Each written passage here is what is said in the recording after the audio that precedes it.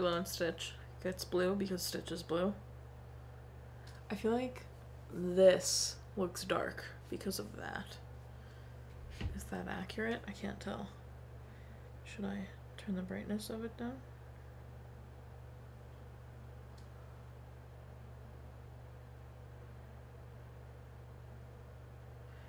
No, come back up. That's fine. Whatever. We'll figure it out.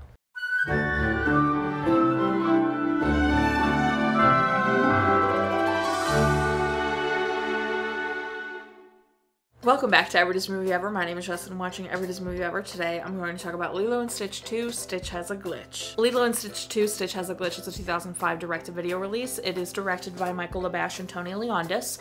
Supervising animators include Stephen Baker, Manny Banados, Noel, Cleary, Bernard Derriman, Robert Mason, Kevin Peaty, and Nadine Westerbarkey. It is edited by William J. Caparella. Music by Joel McNeely, and it's written by Tony Leondis, Michael Labash, Eddie Guzelian, and Alexa Junge.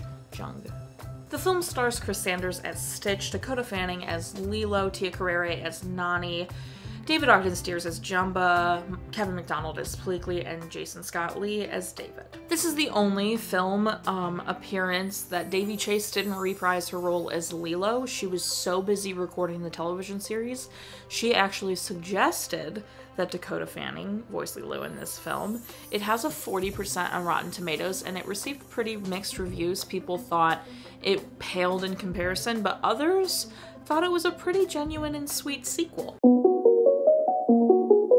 I think the animation looked great, especially for a direct-to-video release, especially compared to some other direct-to-video releases, i.e. Stitch the movie. That was before this. That was the setup for the television series. The animation was worse. I mean, it wasn't as terrible as some others have been. But it looked really decent. I thought it held up to the first movie pretty well, at least. I mean, I haven't done a side-by-side comparison, but the whole watercolor feel, the like lack of a lot of shadows and stuff like that, kept the same, you know, spirit of the first one, which I thought was great. The opening music was so fun, as well as a lot of the other music in this movie. Something that stood out for me was when Peaty was trying to like steal the toaster under Nani's nose. There was like a little bit of like a Mission Impossible spy moment, but with like a Hawaiian twist, which I thought was very fun. I thought that piece of music was hilarious.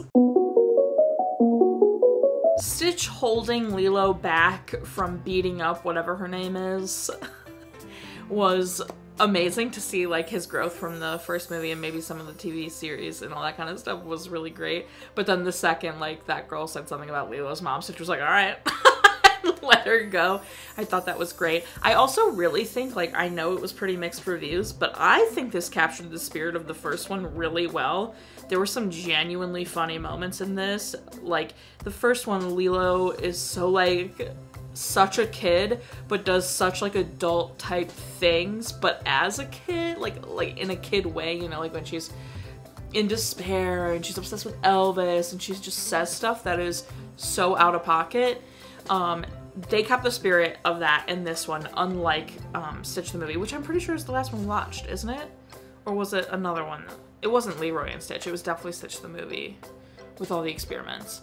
So that one I feel like didn't super capture, that one they were so focused on the other experiments that I felt like it lacked in the spirit and essence and hilarity of the first one, where this one I really think recaptured that, and I loved it very much.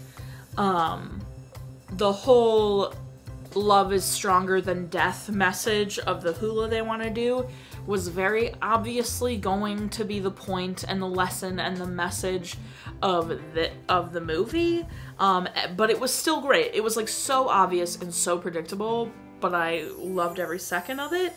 And like Stitch wanting to isolate himself after like his worst nightmare came true basically was so like heartbreaking and touching, and just this definitely I don't think is as good as the first one, but with its ability to do like a little bit different of a story and capture the essence of the first one, I am impressed, especially when I went in expecting something similar to Stitch the movie.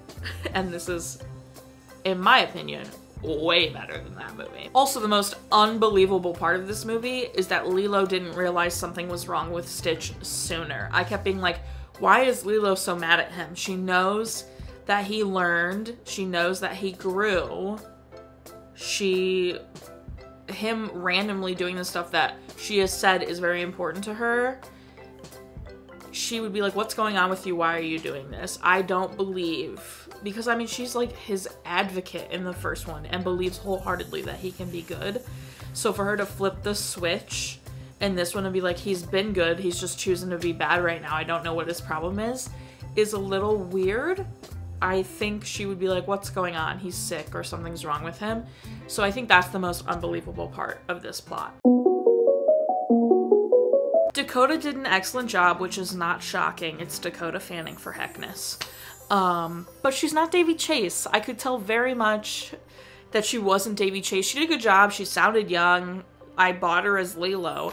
I just missed Davy. I could tell. And maybe that's because I'm an adult and new and could just tell and everything. But I feel like maybe as a kid I would have been able to notice too, but I had never seen it, so. Jumba and Pleatley are for sure in a relationship. We knew this in the first one a little bit. The second one, Stitch, the movie, they kind of reassured. This one, it's literally Uncle Jumba and Aunt Pleatley. Like, they are in a living relationship. The way they work together to try and build the confusion containment thing for Stitch, and I love it. I ship it wholeheartedly. I ship it more than David and Nani, although I do ship David and Nani. They are very sweet. The way this movie starts is with a nightmare that Stitch is having, that he is full glitch mode with the green eyes or whatever, and hurts Lilo. He like scratches her face, and that's like, he wakes up from that and it's like his worst nightmare, right? And I'm like, oh my gosh, my poor Stitch. It drew me in right away. I was like, okay, like I'm intrigued, like what's gonna happen here? And the fact that like the movie progresses and you see Stitch struggling with like, he doesn't understand what's happening to him, oof. And then like when he does accidentally hurt Lilo and it's like his worst nightmare realized, that moment, from there until the end I was crying. Because like Stitch was so like, oh my god, I did it. I did what I was so afraid I was going to do. I need to leave here. I need to get away from her before I hurt her worse. And what I loved even more was, instead of the nightmare where she just then is scared of him, Lilo, that is the moment that Lilo realizes something is wrong with Stitch, because she knows while he's being a little gremlin, he would never hurt her. And so for him to have like even accidentally scratched her, she's like, wait a second, something is off, something is wrong.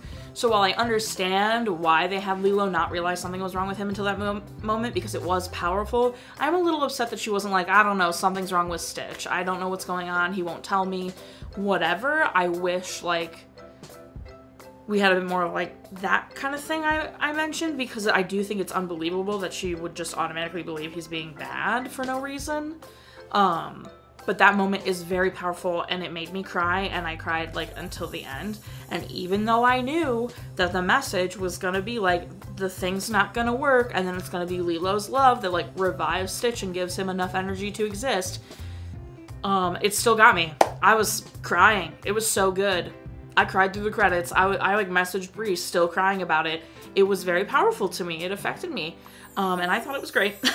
This was a huge surprise. I really thought this was gonna be garbage. I had never seen this before. I thought it was gonna be bad like Stitch the movie. When I watched Stitch the movie, I was like, oh, are these what all the sequels are gonna be like? But now, like, maybe it'll be like 2 and 2, you know? Because I know after this it's like Leroy and Stitch or something. Maybe Leroy and Stitch is bad. So it's like you had a good one, a bad one, a good one, a bad one. I don't know, but this was decent. I think this is a very good direct-to-video sequel. I forgot to mention, but it may, if it isn't the only one, it's one of the only direct-to-video sequels to be PG, which I think is interesting. But I enjoyed this a lot. I mean, it made me cry. So that's a win in my book. That's everything I have for Lilo and Stitch 2. Stitch Has a Glitch. My final rating is 7 hovercrafts out of 10. Our total movie count is... Our cry count is Parent Death Toll is still the same. If you want to keep up with Movie Watching Win, follow me on Instagram and Twitter. You'll find out Movie Watching Win. I put out videos every Monday and Friday and sometimes Wednesday. Join Patreon. I have a tier starting at just $1 where you get every video a week early and a coupon code for merch. But tiers above that, you could get access to Patreon request I cover a movie that isn't Disney. You could have access to monthly podcasts, monthly postcards, weekly just random stuff, daily trivia, whatever it might be. Go join.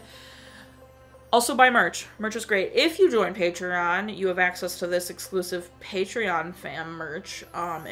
It did come in orange. I don't know if it still comes in orange because I think they might have gotten rid of that color. But it also has always come in this gray, which I really like the gray a lot. You guys have seen me in the orange before. So go buy merch. Until next time, comment, like, subscribe, and I'm not trying to real life you are, so you do, and don't be whatever that girl's name is. Is it Myrtle? Whatever that girl's name is. She's awful. Also, she's talking such, like, a big game about her hula, and then her hula was an advertisement for her dad's store? Ugh. The worst.